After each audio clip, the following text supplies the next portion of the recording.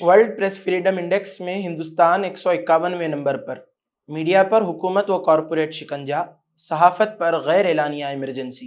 नाजरीन अस्सलाम वालेकुम, आप देख रहे हैं दक्कन मीडिया का उर्दू खबरनामा और मैं हूं इस्माइल रेहान।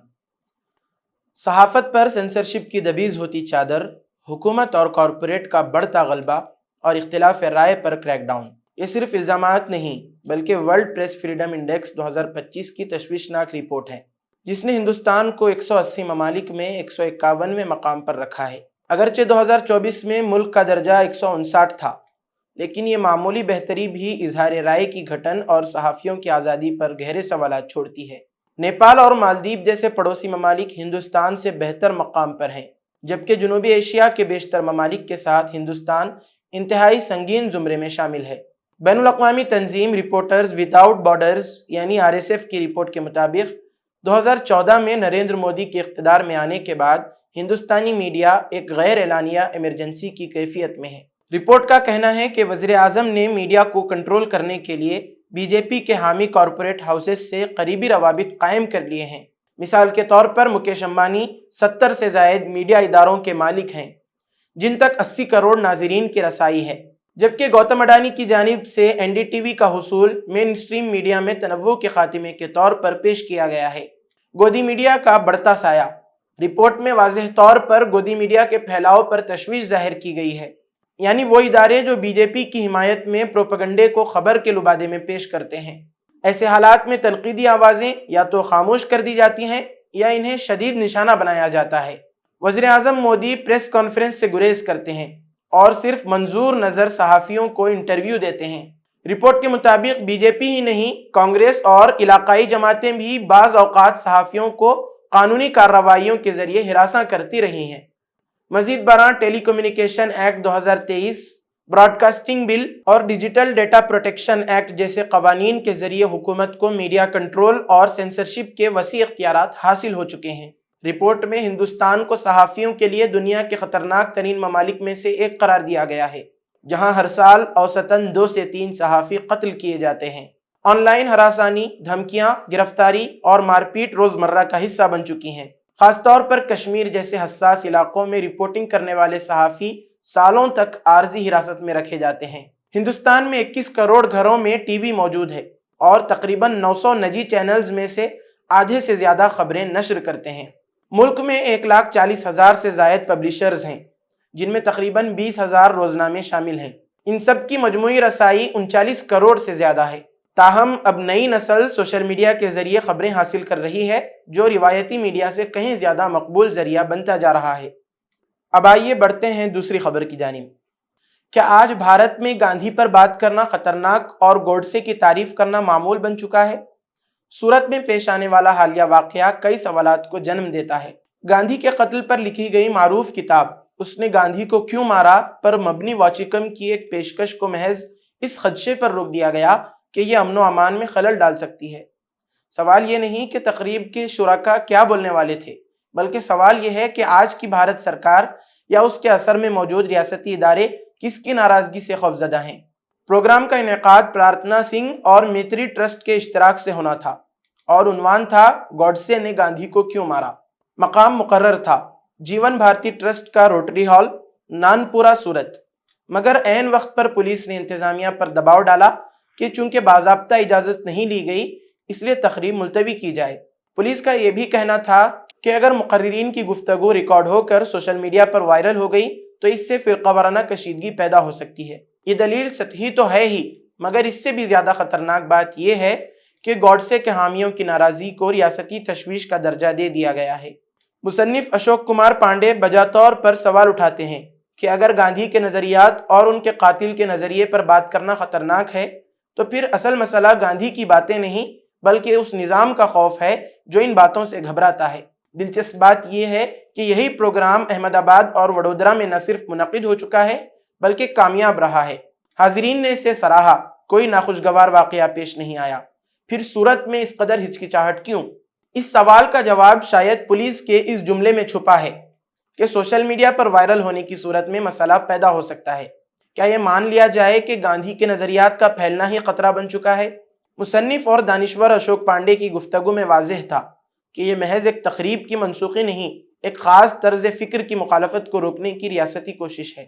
ان کے مطابق اگر عدالت سے سزا یافتہ قاتل کو ہیرو بنایا جا رہا ہو اور بابائے قوم پر بات کرنا مسئلہ بن جائے تو یہ صرف انتظامی سوال نہیں رہتا، یہ نظریاتی شکست کا اعلان ہوتا ہے۔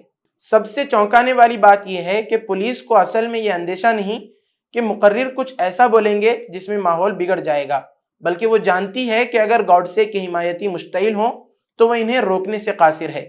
یہ گویا ریاست کی بالواسطہ ہار اور شرپسند عناصر کی بالادستی کو تسلیم کرنا ہے۔ جب بھارت میں 30 جنوری کو گاندھی کی شہادت کے دن گوڈسے کو سوشل میڈیا پر ہیرو کے طور پر ٹرینڈ کروایا جاتا ہے، اور جب پرگیا ٹھاکر جیسے افراد کھلے عام قاتل کی تعریف کر کے پارلیمنٹ میں پہنچ جاتے ہیں، تو واچکن جیسی علمی پیشکشیں روک دینا غیر متوقع نہیں۔ مگر یہ یاد رکھنا ہوگا کہ جس ملک نے گاندھی کو جنم دیا وہاں گاندھی کو خاموش کر دینا آسان نہیں ہوگا۔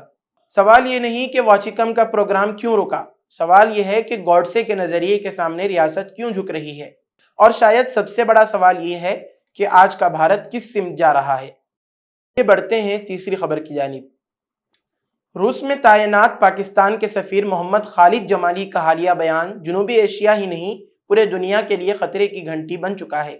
انہوں نے روسی ٹی وی RT کو انٹرویو دیتے ہوئے کہا کہ اگر بھارت نے پاکستان کی سرزمین پر حملے کی کوشش کی یا پانی روکنے کی سازش کی تو اسلام آباد مکمل عسکری طاقت بشمول نیوکلیئر ہتھیار کے استعمال سے گریز نہیں کرے گا۔